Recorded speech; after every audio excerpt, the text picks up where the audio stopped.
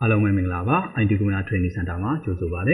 ေကျွန်တော်နာမည်ကတော့ဆရာကျော်ဝင်းစိုးဖြစ်ပါတယ်ကျွန်တော်ခုတကရှင်းပြမယ့်သင်ခန်းစာကတော့ Adobe PageMaker Software ကိုကျွန်တော်ပြောပြမှာဖြစ်ပါတယ်အဲဒါကျွန်တော်တို့က Adobe PageMaker Software ကိုစပြီးတော့သုံးတော့မယ်ဆိုလို့ရှိရင်ကျွန်တော်တို့ဖွင့်ပုံဖွင့်နည်းလေးကိုအရင်ပြောပြပါမယ်ကျွန်တော်တို့ဒီမှာဆိုရင်ကျွန်တော်တို့ဒီမှာ start မှာတစ်ချက်နေလိုက်တယ်ပေါ့နော်ပြီးလို့ရှိရင်တော့ကျွန်တော်ဒီမှာပေါ်နေတဲ့ Adobe PageMaker 7.0 ဆိုတာရှိပါတယ် icon ကိုကျွန်တော် click တစ်ချက်နေလိုက်မယ်ပေါ့နော်အဲဆိုရင်တော့ကျွန်တော်တို့ Adobe PageMaker Software စတင်ပြီးတော့ပွင့်လာပါပြီ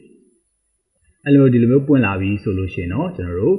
ဒီ box လေးတွေကိုချက်ချစ်ကလေးနဲ့ပေးလိုက်ဒါကတော့ကျွန်တော် software ဖွင့်ပုံဖွင့်နည်းလေးပေါ့နော်ကျွန်တော်နောက်ထပ်တစ်နည်းကိုထပ်ပြောပြပါမယ်ပြီးတော့ကျွန်တော် window key ရဲ့ icon ကိုနှိပ်လိုက်ပါမယ် window key ရဲ့ icon ကိုနှိပ်လိုက်ပြီးတော့ကျွန်တော်အဲ့နေရာမှာကျွန်တော်ဘာလို့ရိုက်ထည့်မလဲဆိုတော့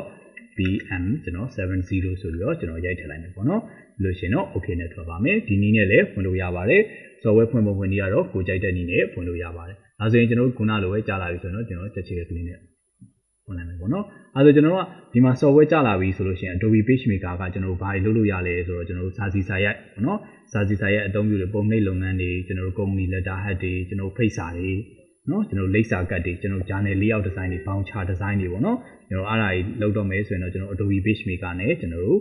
လုပ်လို့ရပါတယ်နော်အဲ့တော့ကကျွန်တော်တို့က Adobe PageMaker အခု software ကိုကျွန်တော်တို့စပြီးတော့ဖွင့်လိုက်ပြီဆိုလို့ရှိရင်တော့ကျွန်တော်ကအရင်ဆုံးကျွန်တော်တို့ဘာလုပ်ရမှာလဲဆိုတော့ကျွန်တော်စာရွက်စာပြီးတော့ခေါ်ရမှာပေါ့နော်စာရွက်ခေါ်ပြီးမှကျွန်တော်တို့ဘာလုပ်လို့ရမှာလဲဆိုတော့ကျွန်တော်တို့ကိုလုံးချင်ရိုက်ချင်တဲ့ဥစ္စာတွေကိုကျွန်တော်တို့ရိုက်လို့ရမှာပါအဓိကစာရွက်မခေါ်ခင်မှာကျွန်တော်ပြောချင်တာကတော့ဒီ box ကလေးတွေကိုကျွန်တော်အရင်ဆုံးရှင်းပြမယ်ပေါ့နော်ဒီ box ကလေးကိုကျွန်တော်ဘာလို့ခေါ်လဲဆိုတော့ do box လို့ခေါ်တယ်ပေါ့နော်ဒီကောင်ကျတော့ကျွန်တော်တို့ control palette box လို့ခေါ်ပါတယ်တကယ်လို့များလားသူတို့ပြောင်းနေခဲ့တယ်ဆိုလို့ရှိရင်တက်ချစ်ကနေကျွန်တော်ဘယ်ထဲမှာရှိရလဲဆိုတော့ window menu ထဲမှာရှိတာပါပြီးရင်ကျွန်တော်ဒီမှာ show to ဆိုတာရှိပါတယ်ပြီး window menu တွေက show control palette ဆိုတာရှိမယ် window menu တွေက show color ဆိုတာရှိမယ်ပေါ့နော်PageMaker မှာဆိုတော့ကျွန်တော်ဒီ box 3 box ကိုကျွန်တော်တို့ပေါ်ထားပေါ့နော်တကယ်လို့ပြောင်းနေခဲ့တယ်ဆိုလို့ရှိရင်လည်းပြန်ပြီးတော့ခေါ်တောင်းလို့ဘယ်ထဲမှာရှိရလဲဆိုတော့ window menu ထဲမှာရှိတာပါနော် window menu တွေက show control palette ပေါ့နော်ဒါကတော့ကျွန်တော်2 box လေးတွေပြောင်းနေခဲ့ရင်ဘယ်ကနေသွားချလဲဆိုတာကိုကျွန်တော်ပြောပြပေးသွားတာပါအဲ့တော့ကျွန်တော်စာရွက်စခေါ်တော့မယ်ဆိုရင်တော့ကျွန်တော်ဒီ file တွေကနေပြီးတော့ကျွန်တော်ဒီမှာ NEW new ဆိုတာရှိပါတယ် NEW new ကိုကျွန်တော် click တစ်ချက်နှိပ်လိုက်မယ်ပေါ့နော် NEW new ကိုနှိပ်လိုက်ပြီဆိုလို့ရှိရင်တော့ကျွန်တော်ဒီမှာ document setup ဆိုပြီးတော့ကျွန်တော်တို့ကြာလာမယ်ပေါ့နော် document setup ဆိုပြီးတော့ကြာလာတယ်ဆိုလို့ရှိရင်တော့ကျွန်တော်ဒီမှာ page size ပေါ့နော် page size ဆိုတာကကျွန်တော်ဘာကိုပြောရလဲဆိုတော့ကျွန်တော်တို့စာရွက် size ကိုပြောတာပါစာရွက် size မှာဆိုလို့ရှိရင်လည်းကျွန်တော်တို့ကိုကဘာစာရွက် size ကိုသုံးပါလဲကိုက A4 ကိုသုံးပါလား A3 ကိုသုံးပါလားပေါ့နော်ဒါကိုသုံးမဲ့ size ကိုကျွန်တော်တို့အရင်ဆုံးဘာလုပ်ရမှာလဲဆိုတော့ရှာရမှာကြည့်ရမှာပေါ့နော်အဲ့တော့ကကျွန်တော်တို့စာရွက်ခေါ်ရမယ်အများအားဖြင့်တော့ကျွန်တော်ဘာစာရွက် size ကိုသုံးလဲဆိုတော့အများအားဖြင့်တော့ကျွန်တော် A4 ကိုသုံးတယ်ပေါ့နော်A4 ကိုသုံးတယ်ဒါဆိုလို့ရှိရင်ဒီအောက်မှာဆိုလို့ရှိရင်သူ့ရဲ့ကဏ္ဍတွေ A4 ရဲ့ winner high ဝင်နေတယ်ပေါ့နော်အဲ့တော့ကျွန်တော်တို့ကတော့ A4 ကိုပဲကျွန်တော်ယူလိုက်မယ်ပြီးရင် orientation မှာ top နဲ့ white နဲ့ဆိုပြီးတော့ကျွန်တော်တို့ဘယ်နှခုရှိလဲဆိုတော့နှစ်ခုရှိပါတယ် top က down လိုက်ပါ white ကအလျားလိုက်ပါပြီးလို့ရှိရင်တော့ကျွန်တော်တို့ဒီအောက်မှာ option ဆိုတာရှိပါမယ်double side ပြီးရင် facing base ဆိုပြီးတော့ရှိပါမယ်အဲဆိုရင်ကျွန်တော်တို့ဒီအောက်မှာကျွန်တော်တို့ဒီမှာကြည့်အောင်ဒီမှာ margin မှာ inside outside ဆိုပြီးတော့ကျွန်တော်တို့ဖြစ်နေတယ်ပေါ့ inside outside top bottom ဒီမှာကျွန်တော်အမှန်ကြီးဖြုတ်လိုက်မယ်ဆိုလို့ရှိရင်တော့ left right ဆိုပြီးတော့ဖြစ်သွားပါတယ်နော်ကျွန်တော်ဒီမှာအမှန်ကြီးတက်ထားမယ်ဆိုရင်တော့ကျွန်တော်ဒီမှာ inside outside ပေါ့နော်ကျွန်တော်တို့ဒါစာအုပ်လောက်တော့မယ်ဆိုရင်တော့ကျွန်တော်ဒီနည်းနဲ့တိုင်းကျွန်တော်တို့သွားပါတယ်အခုလောလောဆယ်တော့ကျွန်တော်ကတော့ double sided မှာအမှန်ကြီးဖြုတ်ထားလိုက်မယ်ပေါ့နော်ဘာကွာလဲဆိုတော့ကျွန်တော်ပြီးပြပါမယ်ကျွန်တော်အခု double sided မှာအမှန်ကြီးဖြုတ်ခဲ့လိုက်ပြီပေါ့နော် number of page ဆိုတာစာရွက်အရေအတွက်ပါ number of page ဆိုတာကကျွန်တော်တို့စာရွက်အရေအတွက်ပါကျွန်တော်တို့ဘယ်လောက်ထိခေါ်လို့ရလဲဆိုတော့ကျွန်တော်ကြည့်ကြအောင်ကျွန်တော်စာရွက်အရေအတွက်1000ခေါ်လိုက်မယ်ပေါ့နော်ပြီးရင်ကျွန်တော် enter ခေါ်လိုက်မယ်1000ခေါ်လိုက်ပြီဆိုလို့ရှိရင်သူကဘယ်ကနေပဲဒီလဲဆိုတော့1ကနေပြီးတော့သူကဘယ်လောက်ထိပဲခေါ်လို့ရလဲဆိုတော့999ရက်ထိပဲခေါ်လို့ရတာပါဒီလိုနေလဲပေါ့နော်အဲ့တော့ကျွန်တော်ကဒီမှာစာရွက်ရွက်20ပေါ့နော်ရွက်20ခေါ်လိုက်မယ် number of page ဆိုတာကတော့စာရွက်အရေအတွက်ပါဘယ်လောက်ထိခေါ်လို့ရလဲဆိုတော့999ရက်ထိခေါ်လို့ရတာဖြစ်ပါတယ် start page ဆိုတာကတော့ကျွန်တော်ဘာကိုပြောရလဲဆိုတော့စာမျက်နှာနံပါတ်ပါကိုကစာမျက်နှာနံပါတ်1ကနေစရိုက်မယ်ဆိုလို့ရှိရင်တော့ကျွန်တော်စာမျက်နှာနံပါတ်ဒီနေရာမှာ page မှာကျွန်တော်1လို့ကျွန်တော်ဘာလုပ်ရမလဲဆိုတော့1လို့ရိုက်ထည့်ရပါမယ်ဟုတ်ပြီဒါပါတော့ကျွန်တော်တို့စာရွက်အရွက်100ရိုက်ရမယ်ပေါ့နော်အရွက်100ရိုက်ရမယ်ဆိုလို့ရှိရင်တော့ကျွန်တော်2ယောက်ခွဲရိုက်မယ်ဆိုလို့ရှိရင်တော့ပထမ1ယောက်ရဲ့ start page ကကျွန်တော်ဘယ်လောက်လဲဆိုတော့ပထမ1ယောက်မှာဆိုတော့စာရွက်အရွက်ကဘယ်လောက်ယူထားမှာလဲဆိုတော့50ယူထားမယ်ပထမ1ယောက်ရဲ့ start page က1ပေါ့နော်ဒုတိယ1ယောက်ကလည်းစာရွက်အရွက်50ယူထားမယ်ဒုတိယ1ယောက်ရဲ့ start page ကကျွန်တော်တို့51ကနေပြီးတော့စာယူရမှာဖြစ်ပါတယ် ဒါတော့ကျွန်တော်တို့စာရွက်ခေါ်ပုံခေါ်နည်းလို့ပြောပါပြီးလို့ရှိရင်တော့ margin ပေါ့နော် margin ဆိုတာကကျွန်တော်တို့စာရွက်ရဲ့ဘေးဘက်လည်းအဖြူသားချန်တာပေါ့နော်ဟုတ်ပြီကိုကဘေးဘက်လည်းဘယ်လောက်ထားချင်တာလဲကျွန်တော်တို့ပုံမှန်အားဖြင့်တော့ကျွန်တော်တက်လက်မကပုံမှန် normal ပေါ့နော်ကျွန်တော်တို့ပုံမှန်တက်လက်မထားလိုက်မယ်ပေါ့နော်ဟုတ်ပြီတက်လက်မထားလိုက်ပြီ 0.5 ကိုထားလို့မရဘူးလားထားလို့ရပါတယ်ဒါကတော့ကိုရိုက်မဲ့စာပေါ်မှာမူတည်ပြီးတော့ကျွန်တော်တို့ margin ကိုခြံရမှာဖြစ်ပါတယ်ပုံမှန် normal ကတော့တက်လက်မပေါ့နော်ဟုတ်ပြီတက်လက်မကွယ်ကိုထားလို့မရဘူးလားရပါတယ်တက်လက်မကွယ်ထားမယ်ဆိုရင်တော့ကျွန်တော်တို့ဘေးကစာရွက်အဖြူသားကြီးအရန်များသွားမှာပေါ့နော်အဲဆိုတော့တိတ်ပြီးတော့ကြည့်လို့မလာတော့ဘူးအဲဆိုကျွန်တော်ပုံမှန်ကတော့ကျွန်တော်တို့ပုံမှန်တက်လက်မပေါ့နော်အနည်းဆုံးဘယ်လောက်ထိထားလို့ရမလဲဆိုတော့အနည်းဆုံး 0.3 ထိကျွန်တော်တို့ဘာလုပ်လို့ရလဲဆိုတော့ထားလို့ရပါတယ်ပြီးတော့ကျွန်တော် okay နဲ့ထွက်လိုက်ပါတော့စာရွက် setting တွေချိန်ပြီးသွားပြီဆိုတော့ကျွန်တော် okay နဲ့ထွက်လိုက်ပါမယ်တချို့ကရှိပါတယ်ကျွန်တော်အောက်ခြေမှာ margin တွေဒီ margin တွေပြင်ပြီးသွားပြီဆိုမှအပေါ်ကစာရွက် site ကိုသွားရရင်မရပါဘူးကျွန်တော်အကုန်လုံးပြန်ပြင်ရပါတယ်အပေါ်ကနေပြီးတော့စာရွက် site ကိုသုံးမဲ့စာရွက် site A4 ဆိုရင် A4 ပေါ့နော် A4 ကိုရွေးပါမယ်ပြီးရင်ကိုက down လိုက်ရိုက်မှာလားအလျားလိုက်ရိုက်မှာလား down လိုက်နဲ့ရိုက်မှာဆိုရင်တော့ရွေးမယ်အလျားနဲ့ရိုက်မှာဆိုရင် white ကိုရွေးမယ်ပေါ့နော်အခုကျွန်တော်ဒီမှာ option မှာကျွန်တော်အမှန်ကြီးဖြုတ်ခဲ့တယ်ပေါ့နော်ပြီးရင် okay ဒါဆိုရင်တော့ကျွန်တော်ဒီမှာစာရွက်ကျလာပါပြီနော်ကျွန်တော်ဒီ area ထဲမှာကျွန်တော်တို့ဘာလုပ်ရမှာလဲဆိုတော့စာရိုက်ရမှာပါဒီ area ကတော့ကျွန်တော်တို့ဘာလဲဆိုတော့ print area ပေါ့နော်ဒါကတော့ print ထုတ်မဲ့ area ဒါကတော့ဘေးပါအဖြူသား channel နေရပါပေါ့နော်အောက်ခြေမှာဆိုလို့ရှိရင်ကျွန်တော်ဒီမှာစာရွက်တစ်ကနေပြီးတော့စာရွက်အရွက်20တိရှိပါတယ်ကျွန်တော်ဒီမှာတရွက်ချင်းစီပါဒါတော့ကျွန်တော်တရွက်ချင်းစီပေါ့နော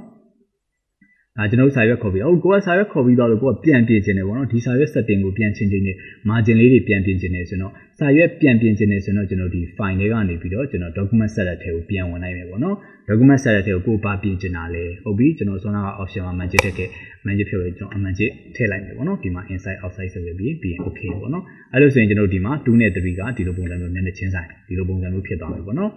4နဲ့5ကလည်းဒီလိုပုံစံမျိုး2ရက်တွဲသွားမယ်ပေါ့နော်ကျွန်တော်စာအုပ်ပုံစံမျိုးဖြစ်သွားပါမယ်ပြန်ပြီးတော့ဒီလိုမျိုးမရိုက်ချင်ဘူးပြန်ပြီးတော့ဖြုတ်ချခြင်းနဲ့ဆိုရင်တော့ file တွေက document setter တွေကိုပြန်ဝင်လိုက်ဒါပဲ option မှာအမှန်ကြီးဖြုတ်ခဲ့လိုက်ပါပြီးလို့ရှိရင်တော့ okay နဲ့ထွက်လိုက်ပါနော်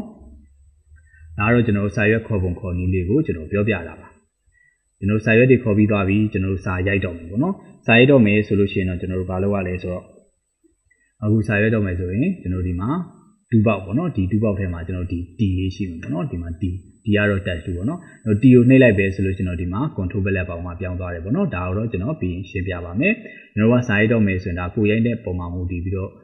့ပြန်ပါပါကျွန်တော်တို့ကလေးတစ်ချက်နှိပ်ပြီးတော့ကျွန်တော်တို့ဒီတိုင်းစာရိုက်သွားမယ်ဆိုလို့ရတယ်ဒါမှမဟုတ်ဆိုလို့ရှိရင်တချို့နေရာလေးဆိုတူတူလေးဆိုလို့ရှိရင်ကျွန်တော်တို့ lens click ကိုပြီးပြီးတော့ဒီလိုမျိုး text box ဆွဲပြီးတော့လေကျွန်တော်တို့စာရိုက်လို့ရတယ်ပေါ့နော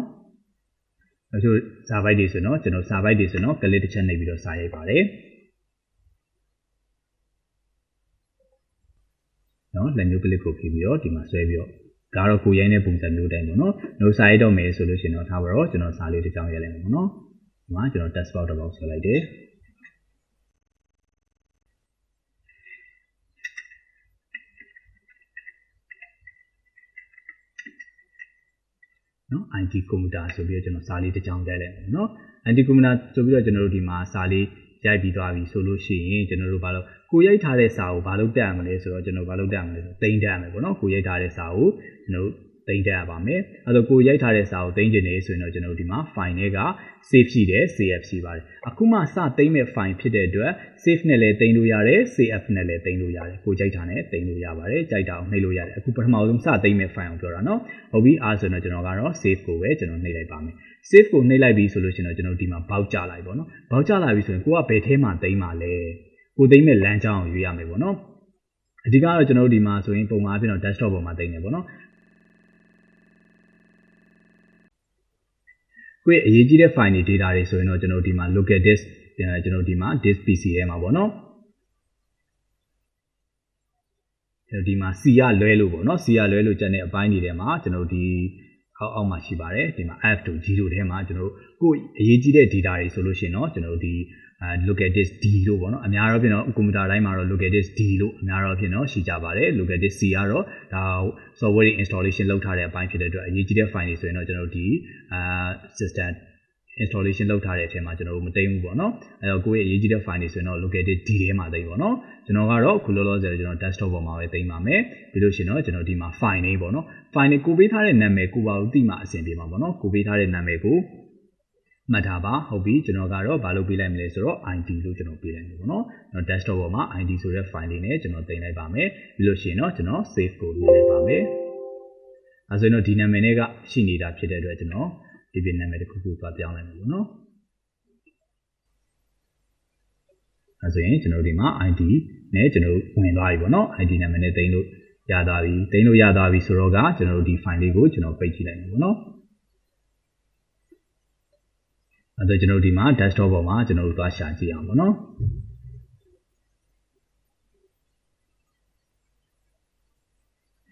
desktop ပေါ်မှာဒီမှာ ID ဆိုပြီးတော့ကျွန်တော်တင်ထားတဲ့ file လေးရှိပါတယ် iFile ကိုကျွန်တော်နှစ်ချက်နှိပ်ပြီးတော့ပြန်ဖွင့်လိုက်ပါမယ်အဲဆိုရင်တော့ခုနကတင်ထားတဲ့ file လေးကျွန်တော်တို့ပြန်ကြလာပြီပေါ့နော်အဲ့လိုနည်းနဲ့လည်းဖွင့်လို့ရတယ်ပေါ့နော်ကျွန်တော်ဒီက file တွေကနေပြီးတော့close နဲ့ဒီ server ကိုပိတ်လိုက်မယ်ပေါ့နော်ပိတ်လိုက်ပြီဆိုရင်ကျွန်တော်ဒီလိုမျိုး software ပိတ်နေတဲ့အချိန်မှာဆောနာတင်ထားတဲ့ file ကိုပဲပြန်ဖွင့်ချင်တယ်ဆိုရင်တော့ file တွေက open ပေါ့နော်သူရဲ့ shortcut ကတော့ကျွန်တော်ဘာတုံးလို့ရလဲဆိုတော့ control O ကိုတုံးလို့ရပါတယ် control O အဲဆို desktop ပေါ်မှာကျွန်တော်တင်ထားတဲ့ file လေးဒီမှာ ID ဆိုတဲ့ဒီမှာ file လေးရှိတယ်ပြီးလို့ရှိရင်တော့ open နဲ့ပြန်ဖွင့်လိုက်ပါတော့ခါကြလို့ရှိရင်ဒီအောက်ခြေမှာကျွန်တော်တို့ server တွေကမမြင်ရဘူးမမြင်ရရင်ကျွန်တော်ဒီမီကိုရောင်ဘာသာလေးပေါ်မှာနှစ်ချက်နှိပ်လိုက်ပါတော့အဲဆိုရင်တော့ကျွန်တော်ဒီမှာ server တွေပြန်မြင်ရပါလိမ့်မယ်